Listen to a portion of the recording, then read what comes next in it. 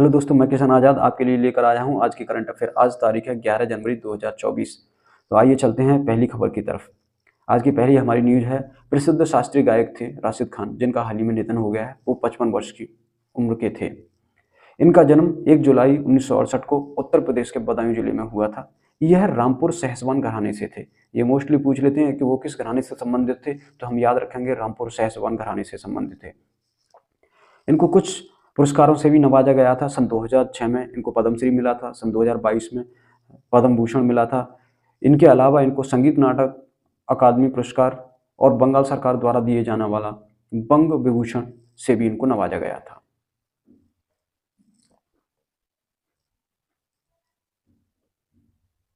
अगली न्यूज है संयुक्त अरब अमीरात से। यूएई के राष्ट्रपति शेख मोहम्मद बिन जायद अल नहयान और हमारे प्रधानमंत्री श्री नरेंद्र मोदी की द्विपक्षीय बैठक हुई। अभी आपको पता है कि गुजरात वाइब्रेंट सम्मेलन चल रहा है।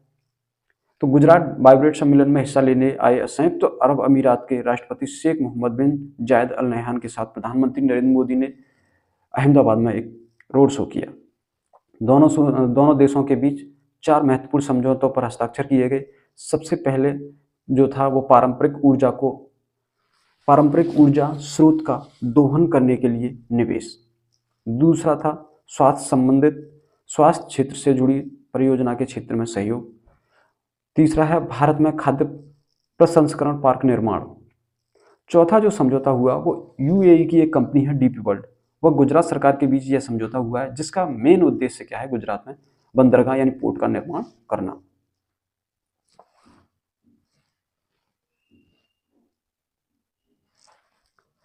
अगली न्यूज आ रही है डीआरडीओ से। रक्षा अनुसंधान और विकास संगठन द्वारा राइफल उग्राम लॉन्च की गई है। क्या नाम है? उग्राम। आपसे पूछ सकते हैं कि डीआरडीओ द्वारा लॉन्च की गई राइफल का नाम बताओ, तो उग्राम। रक्षा के बीच क्षेत्र में भारत को आत्मनिर्भर बनाने के लिए रक्षा अनुसंधान और विकास संगठन ने सशस्त्र बलों के लिए 7.62 × 51 मिलीमीटर कैलिबर की असल्ट राइफल लॉन्च की है, जिसका नाम दिया गया है उग्राम। रेंज की बात करें तो 500 मीटर की रेंज रहेगी। अगर वेट की बात करें तो 4 किलो से भी वेट कम होगा।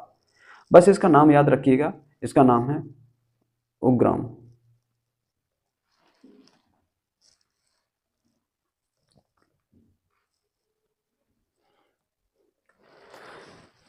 दस जनवरी को विश्व हिंदी दिवस मनाया जाता है। हिंदी दिवस 2 मनाए जाते हैं। बहुत से बच्चे इसमें कंफ्यूज हो जाते हैं कि विश्व हिंदी दिवस कब मनाया जाता है या हिंदी दिवस कब मनाया जाता है। तो आज मैं क्लियर कर दे रहा हूँ इस चीज़ को। पहले तो जान लेते हैं कि विश्व हिंदी दिवस क्यों मनाया जाता है। विश्व भर में हिंदी के प्रचार प्रसार के लिए और इसे बढ़ावा देने के मकसद से हर वर्ष 10 जनवरी को विश्व हिंदी दिवस के तौर पर मनाया जाता है। अब इसकी स्टार्टिंग कैसे हुई, इसके बारे में थोड़ा बात कर लेते हैं। 10 जनवरी 1975 को नागपुर में विश्व हिंदी सम्मेलन का आयोजन किया गया था।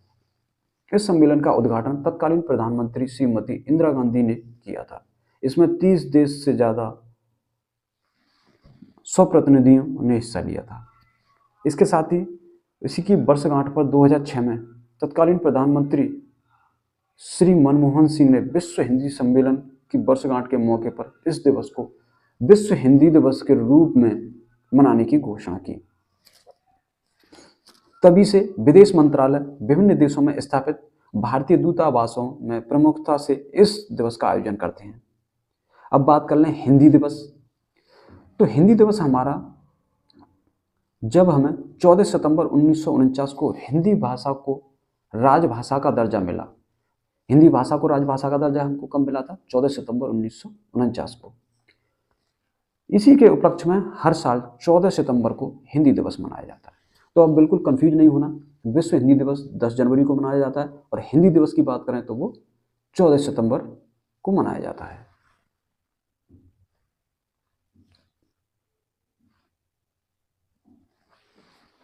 अगली न्यूज है फ्रांस से। गैब्रियल एटल फ्रांस के नए प्रधानमंत्री के रूप में चुने गए हैं। ये ऐसे प्रधानमंत्री हैं जो कि सबसे कम उम्र के प्रधानमंत्री होंगे फ्रांस के। अभी हाल ही में एलिजाबेथ वॉर्न ने इस्तीफा दिया था। एलिजाबेथ वॉर्न के इस्तीफा के बाद राष्ट्रपति इमैनुएल मैक्रों ने गैब्रियल एटल को नया प्रधानमंत्री नियुक्त कर दिया गया है। इनकी एक और खास बात यह है कि ये देश के पहले समलैंगिक पीएम होंगे। अगली जो खबर आ रही है वो चाइना से आ रही है। चाइना ने मंगलवार को कमल के आकार का सैटेलाइट आइंस्टीन प्रोब लॉन्च किया है। चीन में एक प्रांत है सिचुआन प्रांत, वहां पर एक प्रक्षेपण केंद्र है जिचांग उपग्रह प्रक्षेपण केंद्र, वहां से इसको लॉन्च किया गया है। इसको कमल के आकार का क्यों बोला गया है? क्योंकि इसमें 12 पंखुड़ियां और 2 स्टामेन यानी पुंकेसर लगे हैं। 12 पंखुड़ियों की बात करें तो इसमें 12 मॉड्यूल हैं, जिसमें वाइड फील्ड एक्सरे टेलीस्कोप लगे हुए हैं। 2 स्टामेन में फॉलो अप एक्सरे टेलीस्कोप के 2 मॉड्यूल लगे हैं। ये टेलीस्कोप अंतरिक्ष वेधशाला का निर्माण करती हैं, जिसका उद्देश्य सुपरनोवा विस्फोट, ब्लैक होल समेत ब्रह्मांड के कई रहस्यों का पता लगाना है। चीन ने जो सैटेलाइट लॉन्च किया इसका नाम क्या है? आइंस्टीन प्रोब इसका नाम है। और कहाँ से इसको लॉन्च किया गया है? तो सिचुआन प्रांत में स्थित है जिचांग उपग्रह प्रक्षेपण केंद्र, वहां से इसको लॉन्च किया गया है।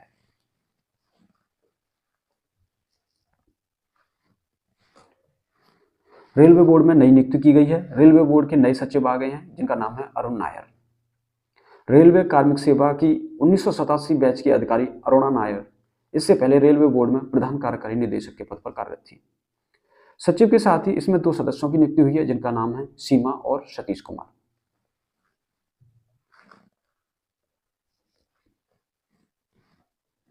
अगली न्यूज हमारे पड़ोसी देश भूटान से आ रही है। भूटान में अभी चुनाव हुए थे, जिसमें पूर्व प्रधानमंत्री त्शेरिंग टोब्गे की सत्ता में वापसी हो गई है। भूटान के पूर्व प्रधानमंत्री त्शेरिंग टोब्गे की पीपुल्स डेमोक्रेटिक पार्टी यानी पीडीपी ने संसदीय चुनाव में लगभग 2 तिहाई बहुमत से जीत हासिल कर ली है। इससे पहले की बात करें तो इससे पहले इनका कार्यकाल 2013 से 2018 तक रहा है, प्रधानमंत्री रहे हैं वहाँ के। अभी वहाँ बात करें तो भूटान में 47 यानी 47 सीटों पर चुनाव हुआ था, जिसमें से 30 सीट पीडीपी यानी पीपुल्स डेमोक्रेटिक पार्टी तथा 17 सीट भूटान टेंडरेल पार्टी बीटीपी के खाते में गई। इसके साथ ही ये तय हो गया कि त्शेरिंग टोब्गे की पार्टी का प्रधानमंत्री बनना तय हो गया है।